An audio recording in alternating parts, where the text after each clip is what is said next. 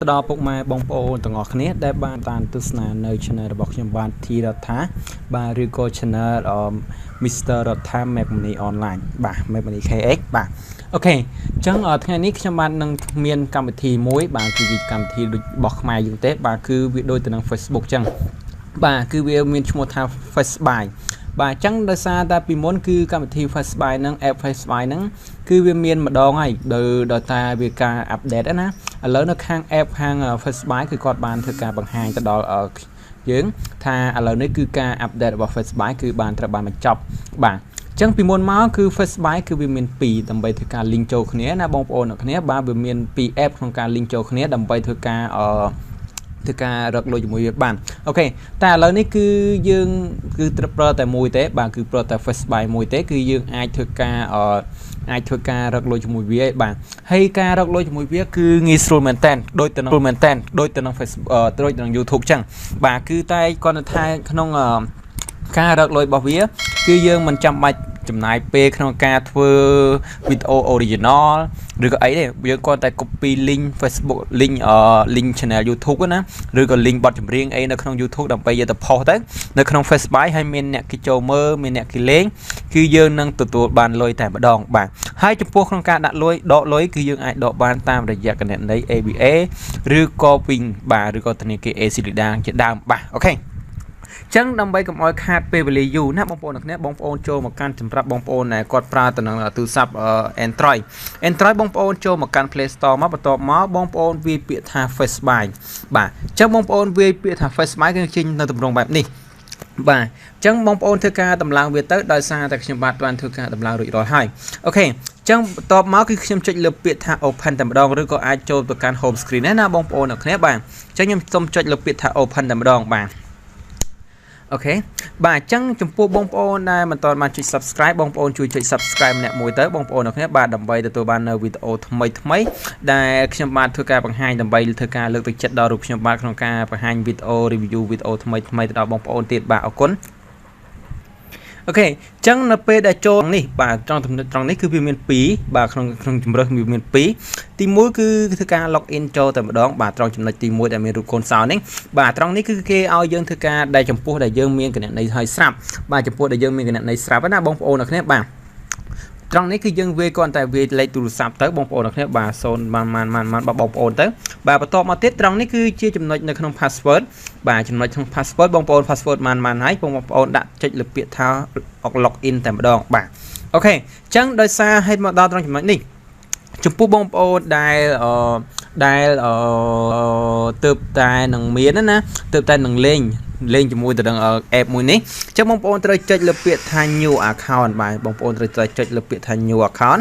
ដើម្បីធ្វើការបង្កើតទៅនឹងគណនី app Facebay នោះតែម្ដងបាទអូខេអញ្ចឹងបងប្អូននឹងឃើញហើយតម្រង់បែបនេះនៅជាមួយទៅនៅក្នុង app Facebay ណាបងប្អូនឃើញបាទគឺយើងគ្រាន់តែងាយមែនតើយើងគ្រាន់តែធ្វើការ share បទចម្រៀងនៅក្នុង YouTube ដើម្បីយកមក post នៅក្នុង Facebay ហើយមានអ្នកគេមើលច្រើនបាទយើងនឹងទទួលបានលុយបាទអូខេចឹងមកដល់ត្រង់ចំណុចនេះបាទអញ្ចឹងយើងត្រូវធ្វើអ្វីទៀតបាទមកដល់ត្រង់ចំណុចនេះណាបងប្អូនអ្នកគ្នាបាទ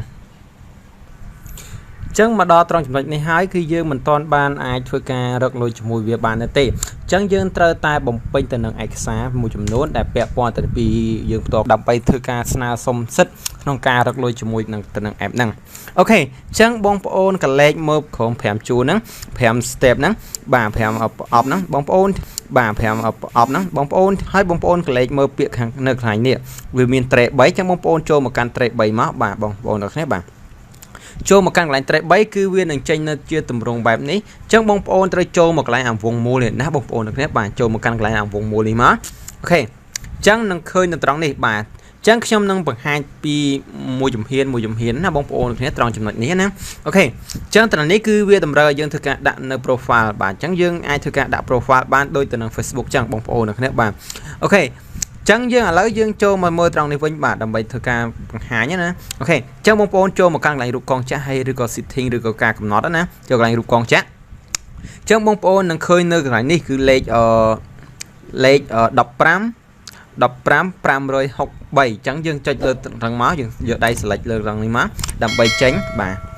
បន្ទាប់មកយើងធ្វើការដាក់ឈ្មោះបាទគឺជាឈ្មោះរបស់យើងណាបងប្អូនគ្នាបាទអញ្ចឹងបងប្អូនដាក់ឈ្មោះអីក៏ឈ្មោះគ្នាបាទអញ្ចឹងបងប្អូនដាក់ឈ្មោះអីក៏ឈ្មោះទៅបងប្អូនសាច់នឹងចិត្តរបស់បងប្អូនក្នុងការដាក់អូខេអញ្ចឹងខ្ញុំសូមដាក់ឈ្មោះបាទខ្ញុំចុចលើពាក្យថា sell តែម្ដងបាទអូខេអញ្ចឹងវានឹងជាប់ឈ្មោះនៅត្រង់ចំណុចនេះហើយបាទអញ្ចឹងបងប្អូនមកឃើញនៅចំណុចត្រង់នេះបាទចំណុចត្រង់នេះគឺជាទូរស័ព្ទនេះគឺជាលេខទូរស័ព្ទដែលបងប្អូនធ្វើការប្រើរាល់ថ្ងៃបាទគឺជាលេខទូរស័ព្ទដែលបងប្អូនប្រើណាអូខេអញ្ចឹងខ្ញុំសូមដាក់នៅបំពេញនៅលេខទូរស័ព្ទទៀតបាទបន្ទាប់មកខ្ញុំចុចលើពាក្យថា sell អូខេអញ្ចឹងមកដល់ត្រង់ចំណុចទាំងនេះបាទត្រង់ចំណុចនេះណាបងប្អូនអ្នកគ្នាបាទគឺជាចំណុចសំខាន់ដែរមួយគឺវាថា Real ID បាទគឺជាលេខកូដអ្នកណែនាំបាទអញ្ចឹងបើសិនជាបងប្អូនចង់លេងបងប្អូនអាចធ្វើការចុះឈ្មោះជាមួយខ្ញុំនៅដែលខ្ញុំបានបង្ហាញលេខកូដរបស់ខ្ញុំនៅលើអេក្រង់នៅលើអេក្រង់ទូរស័ព្ទរបស់បងប្អូនបាទឬក៏បងប្អូនមានលេខកូដអ្នកណែនាំរបស់បងប្អូនមិត្តភ័ក្តិរបស់បងប្អូនហើយបងប្អូនអាចធ្វើការដាក់លេខកូដណែនាំរបស់មិត្តភ័ក្តិបងប្អូនបានដោយមិនមែនថាចាំដាក់បានតែលេខកូដណែនាំរបស់ខ្ញុំទេណាតែបងប្អូនមិនទាន់មានទេបងប្អូនអាចធ្វើការដាក់នៅលេខកូដណែនាំរបស់ខ្ញុំម្នាក់មួយទៅបាទអូខេអញ្ចឹងខ្ញុំសូមបំពេញលេខកូដណែនាំសិនបងប្អូនទាំងគ្នាបាទអូខេអញ្ចឹងមកដល់ត្រង់ចំណុចនេះទៀតបាទគឺយើងត្រូវបំពេញទៅនឹង email បាទគឺបងប្អូនបើសិនជាបងប្អូនមាន email បងប្អូនអាចធ្វើការបំពេញទៅនឹង email ទៅបងប្អូនទាំងគ្នាបាទអញ្ចឹងខ្ញុំសូមដាក់ទៅនឹង email សិនបងប្អូនទាំងអស់គ្នាបាទខ្ញុំសូមបំពេញទៅនឹង email បន្ទាប់ពីបំពេញហើយបងប្អូនចុចលើពាក្យថា save តែម្ដងបាទអញ្ចឹងមកដល់ត្រង់ចំណុចនេះគឺ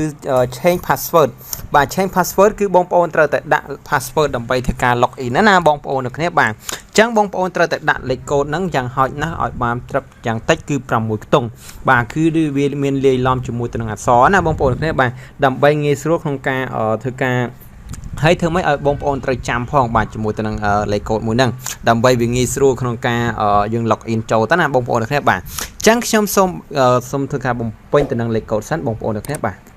អូខេអញ្ចឹងខ្ញុំបានបំពេញបានដាក់ហើយបាទបានដាក់លេខកូដ change លេខ password រួចរាល់ហើយបាទអញ្ចឹងមកដល់ត្រង់ចំណុចនេះបាទគឺជាចំណុចសំខាន់មួយដែរគឺពាក្យថា change pin បាទ change pin នេះគឺជាលេខកូដ4ខ្ទង់គឺជាលេខកូដ4ខ្ទង់សម្រាប់នៅក្នុងការដកលុយគឺជាកន្លែងដែលសំខាន់បំផុតដែលយើងរកលុយបានហើយយើងត្រូវតែធ្វើការដកលុយណាអញ្ចឹងយើងកូដ4ខ្ទង់ហ្នឹងពីចំនួន2ដងដើម្បីធ្វើការបញ្ជាក់ណា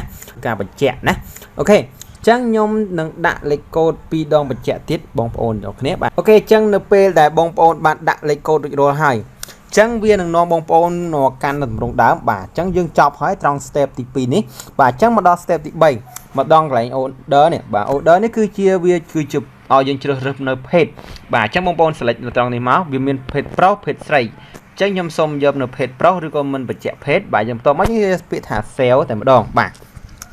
ចឹងមកដល់ត្រង់ចំណុចនេះទៀតបាទមកត្រង់ចំណុចនេះទៀតគឺជាថ្ងៃឆ្នាំកំណើតអញ្ចឹងបងប្អូនដាក់មកថ្ងៃខែឆ្នាំកំណើតរបស់បងប្អូនឲ្យបានឬក៏មិនពិតក៏បានបាទយល់ល្អយើងគួរតែដាក់ពិតទៅគឺវាងាយស្រួលក្នុងការធ្វើលេខដែរអូខេអញ្ចឹងខ្ញុំសូមដាក់សិនបងប្អូនអ្នកគ្នាបាទអញ្ចឹងយើងដាក់បងប្អូនសាច់តែចិត្តបងប្អូនចង់ដាក់ពិតឬក៏មិនពិតវាមិនអាស្រ័យទៅលើការបង្ហាញរបស់ខ្ញុំទេបាទអញ្ចឹងបងប្អូនចង់ដាក់ពិតក៏បានមិនពិតក៏បានដែរអូខេបន្ទាប់មកយើងយកពាក្យថា sell បាទយើងយកពាក្យថា sell អូខេអញ្ចឹងមកដល់ត្រង់ចំណុច step នេះគឺយើងបានហើយបាទអញ្ចឹងមកដល់ត្រង់ចំណុចកន្លែងខាងក្រោមគេបានម្ដងបាទយើងចូលមកខាងក្រោមបាទត្រង់នេះគឺកន្លែងនៅក្នុងការបញ្ជាក់ដើម្បីធ្វើការដកលុយបាទ KX នេះគឺជាប្រទេសខ្មែរបាទ AN នេះបានន័យថាលេខបានន័យថាជាប្រភេទគណនីធនាគារណាបងប្អូនទាំងគ្នាបាទគឺវាមាន ABA Bank បាទគឺ ABA Bank គឺជាប្រភេទធនាគារគឺវាឲ្យយើងធ្វើការដកលុយបានជាមួយទៅនឹងប្រភេទធនាគារបាទត្រង់នេះគឺគេឲ្យយើង account number គឺយើងដាក់នៅ account លេខ account ធនាគាររបស់យើងត្រង់នេះគឺជាឈ្មោះរបស់ធនាគាររបស់យើងបាទត្រង់ចំណុចនេះគឺយើងមិនទាន់បំពេញក៏បានដែរបាទត្រង់ចំណុចនេះណាចាំនៅពេលដែលយើងមានលុយទើបយើងបំពេញក៏បានដែរបាទវាមិនជាអ្វីនោះទេបាទអញ្ចឹងយើងអាចចុចលើពាក្យថា sell តែម្ដងបាទយើងចុចលើពាក្យថា sell បាទអូខេរួចរាល់ត្រង់ម្ដងនេះគឺយើងមានគណនីFacebay មួយហើយបាទយើងមកដល់ត្រង់ចំណុចនេះគឺយើងដល់វគ្គត្រូវតែរកលុយម្ដងតើយើងរកលុយដោយរបៀបម៉េចបាទអញ្ចឹងមកដល់ត្រង់ចំណុចក្នុងការ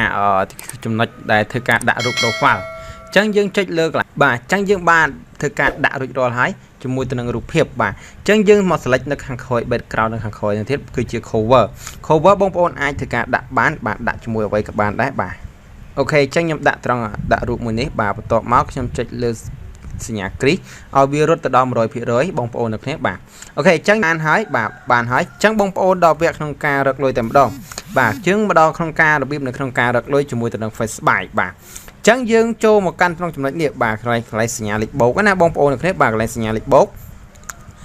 bà chẳng nói trong chấm ní bà cứ dương ai thưa ca phô rụp hiệp được trong YouTube đầm bay thưa ca dược like đầm bay giờ bị dú na bông ôn được hết bà chẳng nhầm xôm cho một can ở YouTube sẵn bà châm cho một đò YouTube rồi bà chẳng nhầm cho một đò YouTube hái chẳng dương cho đầm bay thưa ca dược link bàn đầm bay thưa ca dược link bán đó nè dương cho một can lại biệt thả xé bà giờ biệt thả xé và tọa máu bông bông chạy lập biệt tha copy link bà giờ copy tha copy link và tọa máu dân cho từ can ở Facebay và dương vĩnh dương và tọa máu dân chạy lượt nhà lịch bộ ní bà bây thời ca đã dương cho một căn lại rụt YouTube này máu bà và tọa máu dân giờ đáy nè giờ một điểm này bà giờ nắng giờ một part trong này và tọa máu select là việc chốt và tọa máu bông bông là khơi biệt là trong này biệt tha top chốt rư co phá bà chẳng ok chẳng và tọa máu biên thời ca đã rụt rồi hái dương chạy lập biệt tha set tọa máu bên ở trên là tầm rongแบบนี้bà chẳng bông ôn ai thưa cả phò tầm đòn bông ôn ai thưa cả lực phòนะbà sân chia cả này phò tư khơi từ là phò Khmer cứ dương mình ai từตัวbàn lôi nụ tệ bà sân chỉ dương bàn phò tư trên chia từ là phò Khmerนะแต่bà sân chỉ vì trên chia từ là phò khiếu cứ dương ai từตัวbàn lôi ok chẳng dương xông phò tầm đòn bà chẳng cả phò nó cứ vì nghi sưu mình tên còn cả phò cứ dương phò phim cứ ai miền nè mờ phim tầm đòn bà cứ vì mình ở bạ tệ bà xa tàiនៅក្នុង app មួយនេះគឺវាងាយស្រួលលេងមែនតើបាទចឹងខ្ញុំសូមបញ្ជាក់បងប្អូនសាសិនបាទខ្ញុំសូមបញ្ជាក់សិនបាទត្រង់នេះគឺខ្ញុំភ្លេចបញ្ជាក់ដល់បងប្អូនត្រូវតែយកដៃមកចុចលើដុល្លារពណ៌លឿងនេះលើដុល្លារនេះមកដើម្បីឲ្យវាទៅជាដុល្លារពណ៌លឿងបាទដើម្បីធ្វើការរកលុយបាទចឹងយើងចុចលើពាក្យថាផុសបាទយើងចុចលើពាក្យថាផុសទៅធ្វើការរងចាំបាទអូខេចឹងនេះគឺខ្ញុំធ្វើការផុសឲ្យបងប្អូនអ្នកគ្នាបាទគឺខ្ញុំធ្វើការផុសឲ្យចេញទៅឲ្យបាទចឹងនៅក្នុងចំណុចនេះគឺយើងអាចផុសទៅអាចចេញទៅជាចេញ like ចេញ comment ចេញ share អីដូចគ្នាបាទចឹងយើងក៏អាច add friend បានដែរបងប្អូនអ្នកគ្នាបាទគឺយើងអាច add friend បានដែរជាមួយទៅនឹងកម្មវិធីនេះបាទចឹងយើងនេះបងប្អូនឃើញហើយគាត់តែផុសចេញមិនតែភ្លាមទេគឺយើងមានអ្នកមើលមួយ view ទៅហើយបាទគឺវាងាយស្រួលមែនតើបាទគាត់តែផុសភ្លាមគឺមានអ្នក view មួយទៅហើយបាទអូខេចឹងដើម្បីឆែកមើលក្នុង balance របស់យើងគួរឆែកមើលត្រង់ណាបាទបងប្អូនចូលមកកាន់កន្លែង 3 នេះទៅដែរបាទបន្ទាប់មកបងប្អូនមើលពាក្យនៅពាក្យថា account ចុចលើពាក្យថា account ចឹងបងប្អូននឹងឃើញតម្រងនេះហើយបាទគឺជាតម្រងនេះហើយបាទនេះគឺជា balance របស់យើងដែលយើងអាចធ្វើការដកលុយជាមួយវាបានបាទចឹងនៅពេលដែលមានអ្នក view គឺយើងអាចធ្វើការដកលុយជាមួយវាបានហើយនៅពេលដែលយើងមានលុយគ្រប់ទៅនឹងអ្វីដែលគេកំណត់ណាបងប្អូនអ្នកគ្នាបាទអូខេចឹងមកដល់ត្រង់ចំណុចនេះគឺមកដល់កន្លែងរូបសញ្ញាកណ្ដឹងនេះនៅពេលដែលមានអ្នកដែលគេ add ចូលមកយើងណាគឺវានឹងចេញនៅត្រង់ចំណុចនេះបាទចឹងបើសិនជាបងប្អូនចង់ add friend បើសិនជាចង់ add friend បងប្អូនចូលមកកាន់នៅកន្លែង home នេះវិញរួចមកហើយបងប្អូននឹងឃើញនៅកន្លែងពាក្យ select នៅត្រង់នេះពាក្យថា search ណាចឹងយើងអាច search មកបងប្អូនអាច search បាទនេះគឺមានអ្នក view ហើយបងប្អូនទាំងគ្នាបាទគឺមានអ្នក view ហើយក៏មានអ្នកឲ្យបេះដូងទៅនឹងវីដេអូរបស់ខ្ញុំដែរបាទគឺមួយមិញសោះគឺខ្ញុំបាន3 view ហើយគឺមានអ្នកឲ្យបេះដូងกับខ្ញុំបាទចឹងយើងអាចធ្វើការនៅពេលដែលមាន view ច្រើនយើងអាចធ្វើការមើលបាននៅក្នុង balance របស់យើងត្រង់នេះណាបាទអូខេចឹងបើសិនជាបងប្អូនមិនយល់ត្រង់ចំណុចត្រង់ណាឬក៏អាចធ្វើការ comment សួរឬក៏អាចឆាតមកកាន់ Facebook page របស់ខ្ញុំបាទផ្ទាល់ក៏បានដែរបាទអរគុណច្រើនសម្រាប់ការតាមដានទស្សនានៅវីដេអូរបស់ខ្ញុំជួបគ្នានៅវីដេអូក្រោយណាបាយបាយ